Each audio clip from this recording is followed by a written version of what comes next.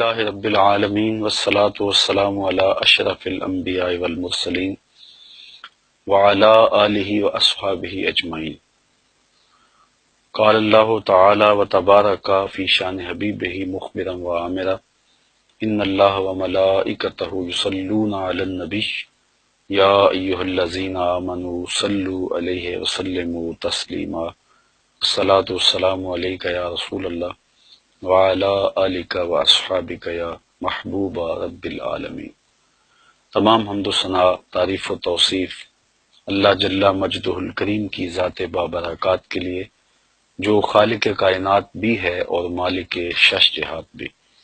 اللہ جل وعلا کی حمد و ثنا کے بعد رسول رحمت، شفیع معظم، نبی محتشم، اللہ کے پیارے، امت کے سہارے، رب کے محبوب، دانائے غیوب، مالک رقاب امم، فخر عرب و عجم، والی کون و مکان، سیاہ لا مکان، سید انس و جاں، سرور لالا رخاں، نیر تاباں، سر نشین مہوشاں، ماہ خوباں، شہنشاہ حسینہ، تتمہ دوراں، سر خیل زہرہ جمالاں، جلوائے صبح ازل، نور ذات لم یزل، باعث تکوین عالم، فخر آدم و بنی آدم، نیر بطحا، رازدار ما اوحا، شاہد ما طغا، صاحب علم نشرہ، معصوم آمنہ احمد مجتبیٰ، حضرت محمد مصطفیٰ صلی اللہ علیہ وآلہ وسلم کے حضور ناز میں اپنی عقیدتوں، ارادتوں اور محبتوں کا خراج پیش کرنے کے بعد، علی مرتبت محتشم سامعین، السلام علیکم ورحمۃ اللہ وبرکاتہ۔ آج مولا کائنات سیدنا علی المرتضیٰ رضی اللہ تعالی عنہ کے تذکرہ نور پر مشتمل چند باتیں آپ کے گوش گزار کرنا چاہوں گا۔ اللہ تعالی مجھے حق کہنے کی توفیق سے مالا مال کرے اور ہماری اس کاوش کو اپنی بارگاہ میں مستجاب کرے۔ حضرت سیدنا علی المرتضیٰ رضی اللہ تعالیٰ عنہ رسول کریم صلی اللہ علیہ وآلہ وسلم کے چچا زاد بھائی تھے، اور جب حضور نے اعلان نبوت کیا تو وہ خوش نصیب لوگ جنہوں نے سب سے پہلے حضور کی دعوت پہ لبیک کہا اور حضور کی نصرت، اعانت اور مدد کے لیے پوری قوت کے ساتھ کھڑے ہوئے، ان میں حضرت سیدنا علی المرتضیٰ رضی اللہ تعالیٰ عنہ کا نمایاں نام ہے۔ اور آپ نے حضور علیہ الصلوۃ والسلام کے لیے اپنا سب کچھ قربان کرنے کا جو عزم کیا، پہلے دن سے ہمیشہ اس پر کھڑے رہے اور پوری قوت کے ساتھ اسلام کی سربلندی کے لیے، دین اسلام کے فروغ کے لیے مستعد اور فعال رہے۔ حضرت سیدنا علی المرتضیٰ رضی اللہ تعالی عنہ کا حضور کے ساتھ یہ تعلق کہ حضور کے چچا زاد بھائی تھے، لیکن یہ تعلق اور زیادہ پختہ ہو جاتا ہے جب حضور اپنی لاڈلی صاحبزادی حضرت سیدہ طیبہ طاہرہ حضرت سیدہ فاطمہ سلام اللہ علیہا کو سیدنا علی المرتضیٰ رضی اللہ تعالی عنہ کے عقد میں دے دیتے ہیں، اور پھر وہ قربت جو حضور کو حضرت مولا کائنات سے حاصل تھی اور زیادہ گہری ہو جاتی ہے۔ جب مدینہ المنورہ کی طرف ہجرت ہوئی تو حضور نے انصار کو اور مہاجرین کو ایک دوسرے کا بھائی بنا دیا، تو حضرت علی المرتضیٰ رضی اللہ تعالی عنہ کی باری آئی تو حضور نے انہیں اپنا بھائی قرار دیا۔ حضرت سیدنا علی المرتضیٰ کے مناقب، آپ کے فضائل پر مشتمل بہت احادیث ہیں جو کتب احادیث کے اندر موجود ہیں، لیکن حضور نبی رحمت صلی اللہ علیہ وآلہ وسلم نے حضرت علی المرتضیٰ کی محبت کو، آپ کے پیار کو پوری امت میں راسخ کرنے کے لیے ارشاد فرمایا۔ حضرت زید بن ارقم رضی اللہ تعالی عنہ سے مروی ہے، اور تھوڑے الفاظ کے فرق کے ساتھ یہ روایت دیگر اصحاب رسول سے بھی مروی ہے۔ تقریباً 30 اصحاب اس روایت کی شہادت دیتے ہیں کہ حضور علیہ الصلوۃ والسلام نے ارشاد فرمایا، من کنت مولا ہو فعلی مولا ہو، جس کا میں مولا ہوں اس کا علی مولا ہے۔ تو حضور نے حضرت علی المرتضیٰ رضی اللہ تعالی عنہ کی محبوبیت کے لیے، آپ کے پیار کے لیے لوگوں کو آمادہ کیا اور ان کی محبت لوگوں کے سینوں میں دلوں میں جاگزیں کی۔ حضرت ام سلمہ رضی اللہ تعالیٰ عنہ سے مروی ہے، حضور نے ارشاد فرمایا لا یحب علیا منافق ولا یبغضہ مومن، علی سے منافق محبت نہیں کر سکتا اور مومن بغض نہیں رکھ سکتا۔ حضرت علی المرتضیٰ خود ارشاد فرماتے ہیں کہ اگر میں کسی مومن کی ناک پہ تلوار بھی مار دوں تو اس کے باوجود بھی وہ میرے ساتھ بغض نہیں رکھ سکتا، اور اگر کسی منافق کو میں خزانے بھی دے دوں تو وہ میرے ساتھ محبت نہیں رکھ سکتا۔ تو حضرت علی المرتضیٰ رضی اللہ تعالی عنہ کی محبت یقیناً ایمان کی علامت ہے اور آپ کا بغض نفاق کی علامت ہے۔ اس لیے اہل ایمان حضرت مولا کائنات سیدنا علی المرتضیٰ رضی اللہ تعالیٰ عنہ سے ہمیشہ محبت کرتے آئے ہیں، اور کیوں نہ ان سے محبت کی جائے کہ جن کی محبت رسول اللہ کی محبت ہے، جن کی محبت دین کی محبت ہے، جن کی محبت اللہ اور اس کے رسول کی محبت قرار دی گئی ہے۔ حضرت سیدنا علی المرتضیٰ رضی اللہ تعالی عنہ کو حضور نے ہر مومن کا ولی قرار دیا۔ حضرت عمران بن حسین رضی اللہ تعالیٰ عنہ سے مروی روایت میں آتا ہے، حضور نے ارشاد فرمایا کہ ان علی منی وانا منہ وہو ولی کل مومن، کہ بے شک علی مجھ سے ہے اور میں علی سے ہوں اور وہ ہر مومن کا ولی ہے۔ حضرت سیدنا علی المرتضیٰ رضی اللہ تعالی عنہ کو معیار حق ٹھہرایا، اور حضرت علی المرتضیٰ کے حوالے سے قیامت تک آنے والے جو فتنے تھے ان کا ذکر بھی کرتے ہوئے حضور نے فرمایا، خود حضرت مولا کائنات اس حدیث کے راوی ہیں، فرماتے ہیں ایک دن حضور نے مجھے دیکھا اور فرمایا کہ تیری مثال حضرت عیسیٰ کی ہے۔ حضرت عیسیٰ کے معاملے میں آ کے دو طرح کے لوگ برباد ہو گئے، کچھ لوگوں نے ان کے ساتھ بغض رکھا حتیٰ کہ ان کی ماں پہ تہمت لگائی، وہ بھی برباد ہو گئے، اور کچھ لوگوں نے ایسی محبت کی کہ ان کے بارے میں وہ کہہ دیا جو وہ نہیں تھے، انہیں ابن اللہ کہہ دیا، اللہ کا بیٹا کہہ دیا، تو وہ لوگ بھی برباد ہوئے۔ حضرت علی المرتضیٰ رضی اللہ تعالیٰ عنہ فرماتے ہیں میرے بارے حضور نے ارشاد فرمایا کہ تیرے معاملے میں آ کے بھی دو لوگ برباد ہوں گے، ایک محبت کر کے برباد ہوں گے، ایک بغض رکھ کے برباد ہوں گے۔ احباب ذی وقار، ہم نے دیکھنا ہے کہ ہم کہیں محبت میں گمراہ تو نہیں ہو رہے، اور یہ بھی ہم نے دیکھنا ہے کہ کہیں حضرت علی المرتضیٰ رضی اللہ تعالی عنہ کے لیے دل کے کسی گوشے کے اندر کوئی بغض تو موجود نہیں ہے۔ حضرت مولا کائنات کا نام قلب کی تکلیف کا سبب تو نہیں ہے، اور یہ بھی دیکھنا ہے کہ ان کے ساتھ محبت کوئی اس طرح کا رنگ اختیار تو نہیں کر گئی کہ جن کی عظمتوں کے قصیدے زبان رسالت مآب صلی اللہ علیہ وسلم سے پڑھے گئے ہیں ہم ان کا بھی انکار کر دیں۔ تو حضرت سیدنا علی المرتضیٰ کی ذات کو معیار ٹھہرایا گیا۔ حضرت سیدنا علی المرتضیٰ رضی اللہ تعالیٰ عنہ کے حوالے سے حضور علیہ السلام کا روشن فرمان، انا دار الحکمت والی بابھا، میں حکمت کا گھر ہوں اور علی اس کا دروازہ ہے۔ اور یہ بھی ارشاد فرمایا انا مدینۃ العلم والی بابھا، میں علم کا شہر ہوں اور علی اس کا دروازہ ہے۔ تو حضرت سیدنا علی المرتضیٰ حکمت کے دروازے ہیں، اور حکمت کے وہ موتی جو آپ کے دامن میں ہیں۔ آئیے تھوڑے وقت کے لیے کچھ موتی ہم بھی چنتے ہیں۔ حضرت سیدنا علی المرتضیٰ رضی اللہ تعالیٰ عنہ فرماتے ہیں افضل الزہد اخفاء الزہد، بہترین زہد وہ ہے جس میں زہد کو مخفی رکھا گیا ہو۔ انسان اپنی عبادتیں، اپنی زندگی کے اعمال صالحہ جتنا مخفی رکھے گا اس قدر ہی اس کو اللہ کی رحمت نصیب ہوں گی، اور یہ اخفاء ہی اس کے زہد کا حسن ہے، اور یہی اس کے زہد کا جمال ہے۔ تو حضرت مولا کائنات نے افضل زہد اس زہد کو قرار دیا جس میں زہد کا اخفاء ہو۔ اور ایک دوسرے قول میں آپ ارشاد فرماتے ہیں اشرف الغناء ترک المنع، بہترین غنا یہ ہے کہ آرزوؤں کو ترک کر دیا جائے۔ آرزویں ترک نہیں ہوں گی، تمنائیں ختم نہیں ہوں گی، تو پھر انسان کھرب پتی ہونے کے باوجود بھی کنگال رہے گا۔ ہر وقت، ہر لمحہ، ہر لہجہ اس کی ہرس اسے بے چین اور مضطرب رکھے گی۔ تو اشرف غنا، بہتر غنا، جو غنا اس کے قلب کی تسکین کا ساما بنے، جو اس کے باطن کے قرار کا ساما بنے، جو اس کو دنیاوی زندگی میں بھی راحت پہنچائے اور اس کی زندگی میں جمال اور حسن پیدا کرے، وہ وہی غنا ہے جس میں آرزویں دم توڑ جائیں اور خواہشات اس کی ختم ہو جائیں۔ تیری آرزو ہے کہ ہو میری آرزو پوری، میری آرزو ہے کہ تیری آرزو بدل جائے۔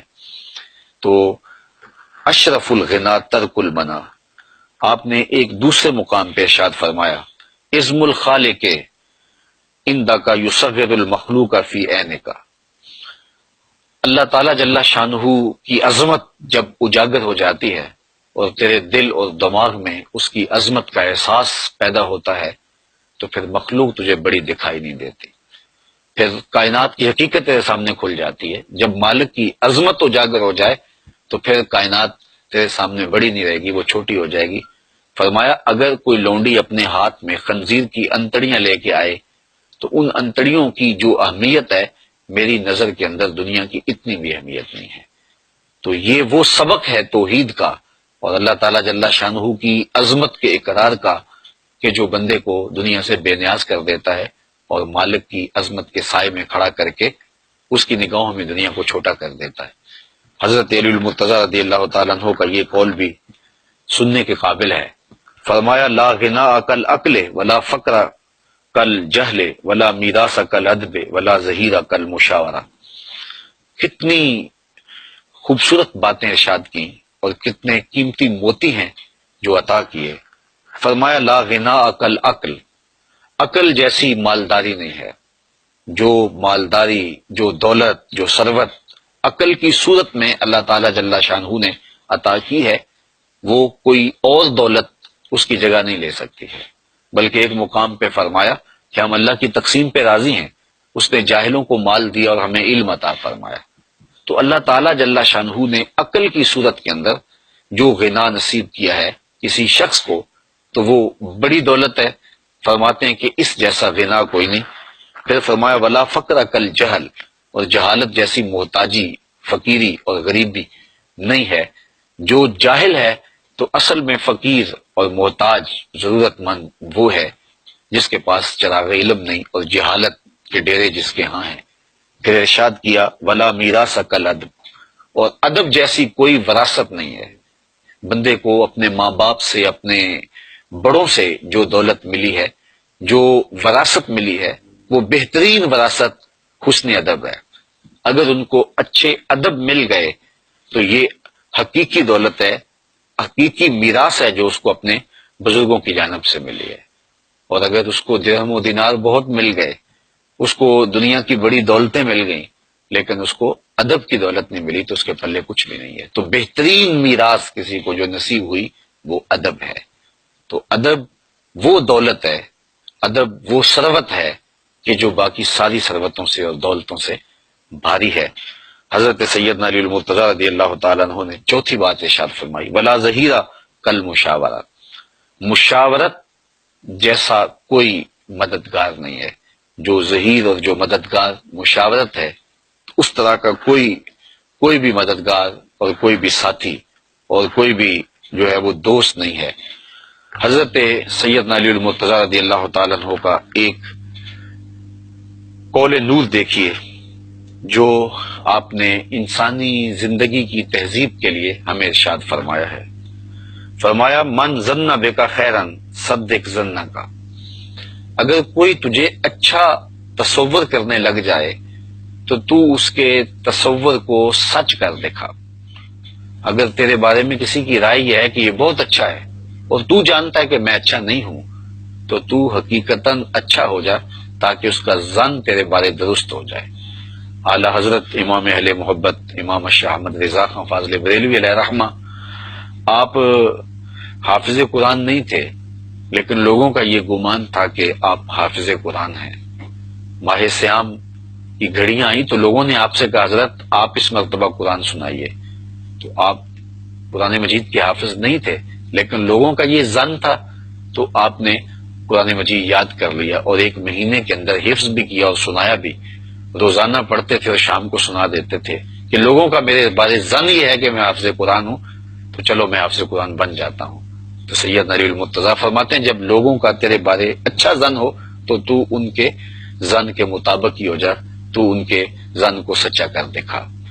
آپ کا ایک اور قول جو زندگی میں بہت زیادہ ہمیں رہنمائی فراہم کرتا ہے، بالخصوص فتنے کے دور میں یہ قول انتہائی رہنما قول ہے۔ ارشاد فرمایا کن فی الفتنہ کابن اللبون لا زہر فیرکب ولا درع فیحلب، فرمایا تو فتنے کے زمانے میں اونٹ کے 2 سال کے بچے کی طرح ہو جا، نہ تیرے پہ سواری کی جا سکے اور نہ تیرا دودھ دھویا جا سکے، یعنی فتنے میں تو لوگوں کا فتنے میں مددگار نہ ہو اور ان کے لیے کسی طرح بھی تو معاون نہ بن پائے، تو فتنے میں اپنے دامن کو بچا کر کے محفوظ رہا جائے اور اپنی حفاظت کی جائے۔ تو کتنی خوبصورت مثال دی کہ جس طرح اونٹ کا 2 سال کا بچہ ہوتا ہے کہ وہ دودھ بھی نہیں دیتا اور سواری کے قابل بھی نہیں ہوتا، تو نہ تو فتنے کو کوئی طاقت فراہم کر سکے اور نہ ان کی کوئی مدد کر سکے اور نہ ان کی کسی ضرورت کو، فتنہ گروں کی کسی ضرورت کو پورا کر سکے، ابن لبون کی طرح ہو جا۔ پھر آپ نے یہ بھی ارشاد فرمایا من حاسب نفسہ رابحہ ومن غفل عنہا خاسرہ ومن خاف آمنہ ومن اعتبر ابصر ومن ابصر فہمہ ومن فہم عالمہ۔ آپ نے ارشاد فرمایا جس نے اپنے نفس کا محاسبہ کیا وہ کامیاب ہو گیا، بامراد ہو گیا، اور جو محاسبہ نفس سے غافل رہا وہ نقصان میں رہا، اور جس نے اللہ تعالیٰ کا خوف اپنے من میں سما لیا، اپنے باطن میں اتار لیا، وہ امن پا گیا۔ ومن اعتبر، اور جس نے عبرت حاصل کی، اب سارا اس کی آنکھیں کشادہ ہو گئیں اور اس کا سینہ روشن ہو گیا، اسے نور معرفت مل گیا۔ ومن ابصر فہمہ، اور جس کو بصیرت کا نور مل گیا تو وہ سمجھدار ہو گیا۔ ومن فہم عالمہ، اور جو فہم کی دولت سے مالا مال ہوا وہ حقیقی طور پہ عالم بن گیا۔ سیرے یاد کرنے سے عالم نہیں بنتا، بلکہ عالم بننے کے لیے بصیرت کا نور چاہیے، عالم بننے کے لیے بصیرت کے اجالے چاہیے، خوف خدا چاہیے، خشیت الہی چاہیے۔ تو یہ وہ راستہ ہے جو ہمیں علم کی طرف لے جاتا ہے، اور ایک عالم کے لیے محاسبہ ذات سے شروع ہو کر کے فہم دین تک یہ ساری منزلیں آتی ہیں، تو پھر وہ عالم بنتا ہے۔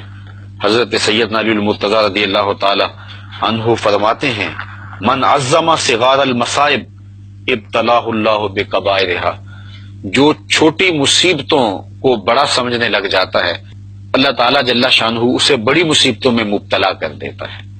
زندگی کے اندر مصیبتیں، آلام، مصائب ہمیں آتے رہتے ہیں، تو چھوٹی مصیبت آ جائے تو خم خواہ واویلا نہیں مچانا چاہیے، اور اگر چھوٹی مصیبت پر واویلا مچانے لگ جائیں گے تو پھر ایک دن آئے گا کہ اللہ بڑی مصیبتوں میں بھی ہمیں مبتلا کر دے گا۔ تو حضرت علی المرتضیٰ نے کتنا روشن قول ہمارے سامنے رکھا کہ اللہ کی طرف سے کوئی آزمائش آ جائے، امتحان آ جائے، اس کو صبر سے، حوصلے کے ساتھ اس امتحان کو، اس آزمائش کو گزارا جائے، تاکہ بڑی آزمائش سے، بڑی مصیبت سے بچا جا سکے۔ آپ کا ایک اور قول بھی دیکھیے، فرمایا تھوڑا سا شک دین بگاڑ دیتا ہے اور تھوڑی سی دنیا آخرت برباد کر دیتی ہے۔ تشکیک جب پیدا ہوتی ہے تو پھر دین نہیں رہتا۔ علامہ اقبال علیہ رحمہ نے بھی کہا تھا کہ غلامی سے بدتر ہے بے یقینی، تو بے یقینی جب روحوں میں، دلوں میں اترنے لگے تو پھر دین نہیں بچتا، دین باقی نہیں رہتا، اور تھوڑی سی دنیا داری آخرت برباد کر دیتی ہے۔ یہاں دنیا داری سے مراد خدا سے غافل ہونا ہے۔ چیز دنیا از خدا غافل بدن، علامہ رومی کہتے ہیں خدا سے غفلت کا نام دنیا ہے۔ سونے چاندی، کاروبار، یہ زندگی کے امور دنیا نہیں ہے۔ جب غافل ہوں گے تو وہ چاہے ہم ممبر پہ بیٹھے ہوں گے یا کعبے کا طواف کر رہے ہوں گے تو وہ دنیا داری ہوگی۔ تو ہم اپنے آپ کو غفلت سے بچائیں اور تھوڑی سی دنیا داری سے بھی اپنے آپ کو محفوظ رکھیں تاکہ آخرت کی بربادی نہ ہو۔ حضرت سیدنا علی المرتضیٰ رضی اللہ تعالیٰ عنہ کا ایک قول کو سنتے جائیے، فرماتے ہیں پرہیزگاری کے سوا حلم درست نہیں ہے اور طمع سے دین سلامت نہیں رہتا۔ جب پرہیزگاری موجود نہیں رہتی تو پھر طبیعتوں میں حلم پیدا نہیں ہوتا، اور جب کسی کی طبیعت میں طمع پیدا ہو جاتی ہے تو پھر دین سلامت نہیں رہتا۔ جب طمع پیدا ہو تو پھر دین کی حفاظت کون کرے گا؟ تو حضرت سیدنا علی المرتضیٰ رضی اللہ تعالیٰ عنہ کے یہ نور اقوال ہماری زندگی کے تیور اور دھارے بدل سکتے ہیں، اور ہمیں ایک اچھا اور صالح انسان بننے کے لیے یہ قول ہمارے لیے رہنما ہے اور روشنی ہے۔ حضرت علی المرتضیٰ رضی اللہ تعالیٰ عنہ چونکہ شہر حکمت کے دروازے ہیں، اس لیے ہمیں انہیں زندگی گزارنے کا کامل اور مکمل نصاب دیا ہے۔ اس نصاب زندگی سے زندگی کا حسن کشید کیا جا سکتا ہے اور زندگی کی بہتریاں تلاش کی جا سکتی ہیں۔ اللہ ان کے نقوش پاک کی برکتیں روحوں میں اتار دے۔ وآخر دعوانا الحمدللہ۔